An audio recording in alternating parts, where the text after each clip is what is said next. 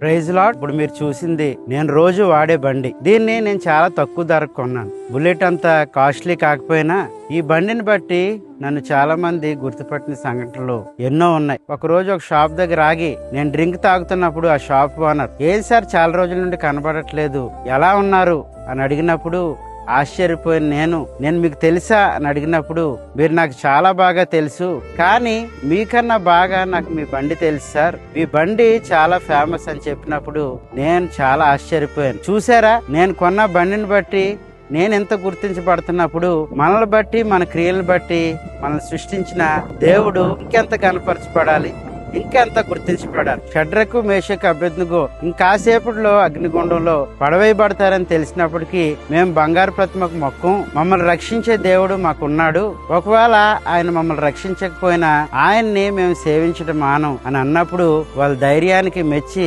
దేవుడు వారిని అగ్నిగుండం నుండి రక్షించిన తీరును చూసి ఆశ్చర్యపోయిన రాజు, మరి షడ్రకు మేషకు అబేద్నెగో వంటి దేవుడు ఇంకెవరూ లేరు, ఆయన మాత్రమే పూజార్హుడు అని ప్రకటించిన షడ్రకు మేషకు అబేద్నెగో చేసిన క్రియలను బట్టి దేవుడు ఎంతగానో ఘనపరచబడ్డాడు. మరి మీ క్రియలు ఎలా ఉన్నాయి? మీ క్రియలను బట్టి దేవుడి నామానికి ఘనత రాకపోయినా పర్వాలేదు, కానీ ఆయన నామానికి అవమానం తెచ్చే రీతిగా మీ క్రియలు ఉండకూడదు. మరి మీ క్రియలు దేవుని నామానికి ఘనత తెచ్చే రీతిగా ఉన్నాయా?